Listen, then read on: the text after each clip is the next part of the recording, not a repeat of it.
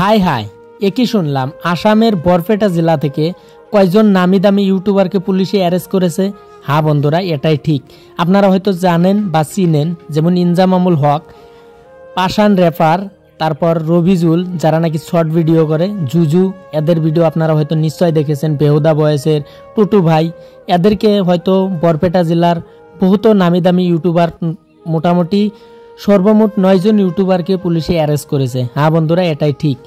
এর কারণটা হলো, এরা কয়েকদিন যাবত একটা গেম প্রমোশন বা একটা গেম স্পন্সরশিপ করে আসছিল। যে কোনো ভিডিও, যে কোনো সাইটে, যেমন ফেসবুক, ইনস্টাগ্রাম, যে কোনো সাইটে ঢোকার সঙ্গে সঙ্গে তাদের অ্যাডভার্টাইজ সামনে আসতো। তো বন্ধুরা, অনেক প্রচুর পরিমাণে তারা অ্যাডভার্টাইজ চালিয়ে যাইতো একটা গেম, অনলাইন গেম, যেটা নাকি জুয়া খেলার মতো বা পয়সা দিয়ে খেলতে হয়। যুব প্রজন্মর হিসাবে এই গেমগুলো প্রমোট করা ঠিক না, হ্যাঁ এটা আমিও জানি। কিন্তু আপনি দেখুন, এই গেমগুলো যে বানিয়েছে তার উপরে এফআইআর করুন না। আমি একটা কথাই আপনাদেরকে বলতে চাই, এই গেমগুলো যে বানিয়েছে তার উপরে এফআইআর করুন। এই গেমগুলো যারা বড় বড় অভিনেতা অভিনেত্রী আছে, যারা এই গেমগুলো প্রমোশন করতে আছে, তাদের উপরে এফআইআর করুন না, এই কোম্পানির উপরে এফআইআর করে দিন একদম। আমার কথা হলো, এই গেমগুলো আসাম নয়, পুরো ভারতবর্ষ থেকে ব্যান হয়ে যাইতে লাগে।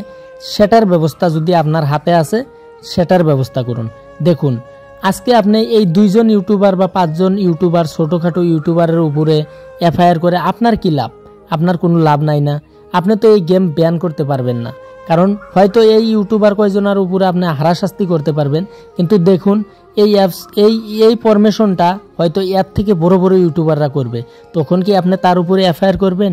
নিশ্চয় করবেন না, কারণ আপনার অতটুকু করার মতো দম নাই। আমি চ্যালেঞ্জ করে আপনাকে বলছি, আপনি তার মানে ছোটোখাটো ইউটিউবার, যেমন বিড়াল দেখছেন যে এইসব ছোটোখাটো ইউটিউবার বিড়ালের মতো, তো এদের উপরে হারাশাস্তি করা সম্ভব, তাই আপনি এফআইআর করেছেন। আপনার যদি যুব প্রজন্মর এত দরকার, এত যদি যুব প্রজন্মর জন্য চিন্তা করুন, তাহলে এই গেমগুলো একদম ব্যান করে দিন না পারেন। যদি এই গেমগুলা যারা বানিয়েছে তাদের উপরে এফআইআর করুন, এই গেমগুলার উপরে, এই গেমগুলার যত কোম্পানি আছে তাদের উপরে এফআইআর করুন। আমি জানি আপনি পারবেন না, কারণ আপনার অতটুকু আপনার ওয়াকাত নাই।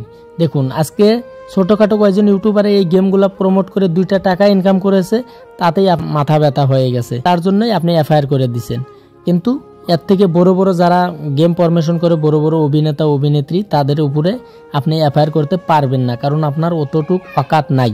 তাই আপনাকে আমি বলছি, এসব করা ছেড়ে দিন। আপনি যদি এই গেমগুলা ডাইরেক্ট ব্যান করতে পারবেন না, তাহলে এই ছোটোখাটো ইউটিউবারের উপরে এফআইআর করে আপনার কী লাভ? তো বন্ধুরা, বহুত কিছু কথা বলে ফেললাম। আসলেই তাদের উপরে এফআইআর হয়েছে, 9 জন ইউটিউবারের উপরে একসাথে এফআইআর হয়েছে। শোনা মতে তাদেরকে পুলিশে অ্যারেস্ট করেছে, এটা আমি জানি না সঠিক, হয়তো তদন্তের উপরে ডিফেন্স করবে এইগুলা বিষয়। তো কি হয়েছে না হয়েছে আমি সঠিক জানি না, কিন্তু আমি দেখা মতে তাদের উপরে এফআইআর হয়েছে, সেটাই ঠিক। তো বন্ধুরা, আজকের ভিডিওটা মূলত এই পর্যন্ত। ভালো থাকুন, সুস্থ থাকুন, আল্লাহ হাফেজ।